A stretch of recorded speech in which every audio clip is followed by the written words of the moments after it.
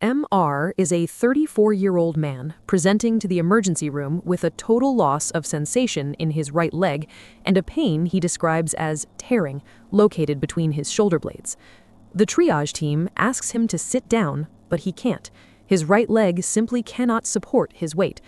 Upon touching the limb, the nurses notice an immediate thermal difference. The left leg is warm and pulsing.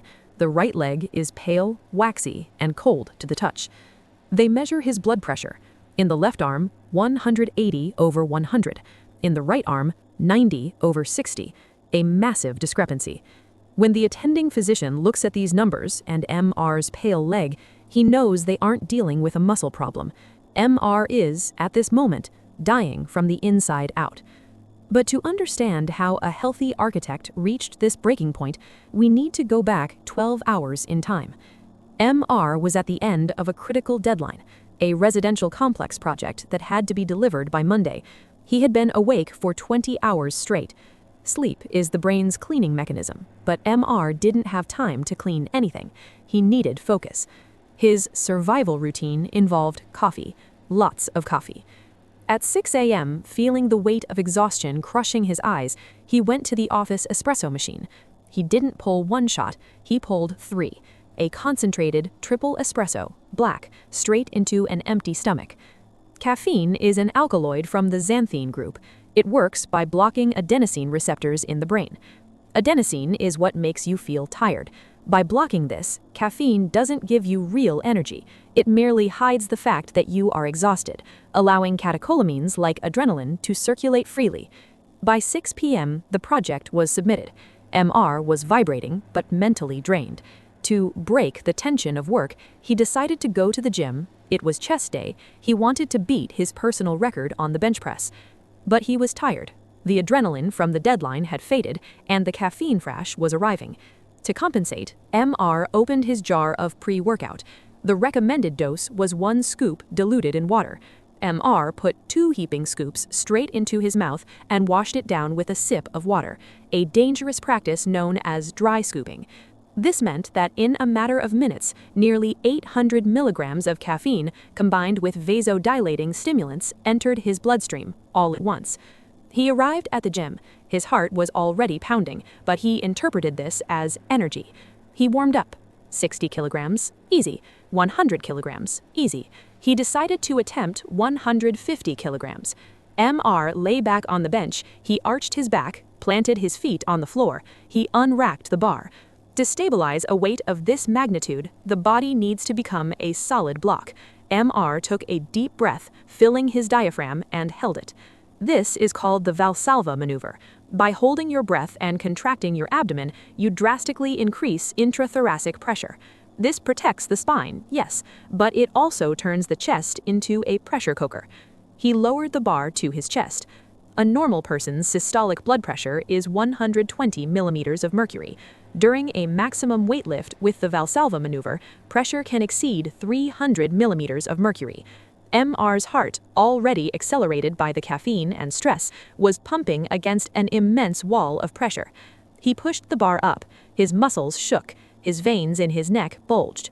Halfway through the movement, at the point of maximum effort, he felt it. It wasn't a snap. It was a sensation of tissue separating right in the center of his chest, radiating to his back, as if a zipper were being unzipped inside his spine. His vision blurred. He managed to rack the weight out of pure survival instinct. He sat up on the bench, dizzy. The pain was strange. MR had pulled muscles before. This was different. It was a migratory pain. It started in the chest, moved to the back, and now seemed to be descending through his abdomen. With his limited first aid knowledge, MR thought, chest pain, tingling arm, I'm having a heart attack. He went to the locker room and, tragically, found a bottle of aspirin in his gym bag. He chewed 2 tablets. He thought he was saving his life, thinning his blood to clear a clogged artery. In reality, he was accelerating his own death. MR drove home, thinking he could rest, but as he stepped into the shower, he realized he couldn't feel the water temperature on his right leg. He looked down. The leg was white. He tried to step out of the stall, but his knee buckled. He collapsed on the bathroom floor, unable to move. That was when he screamed for his wife, who called 911. Back in the emergency room, the CT scan is ready. The diagnosis appears on the screen in black and white. Stanford Type B aortic dissection. Let's break this down. Aorta comes from the Greek airine, meaning to lift or to carry. It is the body's main highway. The aortic wall is not a simple tube. It has 3 layers: the intima, inner, the media, muscular, and the adventitia, outer. The toxic combination of chronic stress, sleep deprivation, and massive doses of caffeine kept MR's blood pressure high for weeks. This caused shear stress on the inner layer of the aorta, the intima. It became fragile. When MR performed the Valsalva maneuver with 150 kilograms on the bench press, the pressure exploded. The intima layer tore, but the outer layer held. The blood, pumped violently by the heart, found this tear and entered between the layers. Imagine a garden hose made of several layers of rubber. If the inner lining tears, water enters the wall of the hose, creating a bubble that travels down and chokes off the main channel. This created a false lumen, a second channel where blood was flowing but with no exit. This dissection started in the chest and unzipped the aorta all the way down. And here is the reason for the dead leg. Upon reaching the pelvis, the aorta splits into 2 iliac arteries, one for the left leg, one for the right. The flap of loose aortic tissue covered the entrance to the right iliac artery, like a valve. The blood flow was cut off instantly. No blood, no oxygen. Without oxygen, muscle and nerve cells begin to die in minutes. The aspirin he took, because it inhibits clotting, the blood flowed more easily into the false wall of the aorta, expanding the tear faster than it would have naturally. The surgeons needed to act fast. MR was taken to the operating theater. They couldn't simply open his chest, he was too unstable. They opted for an endovascular repair. Entering through a small cut in the groin of the left leg, the one that still had blood, they navigated a guide wire all the way up the aorta to the heart. The goal was to place a stent graft, a fabric tube reinforced with metal. When deployed, this graft opens like an umbrella inside the aorta. It covers the original tear in the chest, forcing blood to flow only through the true path, and glues the layers of the aorta back in place via pressure. The surgery lasted 6 hours. When the graft was opened, flow in the false lumen stopped. Pressure normalized. The flap covering the right leg artery relaxed. Blood returned to MR's leg. But the battle wasn't over. When blood returns to a limb that has been without oxygen for hours, reperfusion injury occurs. The dead muscle cells in the leg released toxins, myoglobin and potassium, into the bloodstream as soon as the flow returned. These toxins traveled straight to MR's kidneys. Myoglobin is a large protein. It clogs the kidney filters like dirt clogging a fine sieve.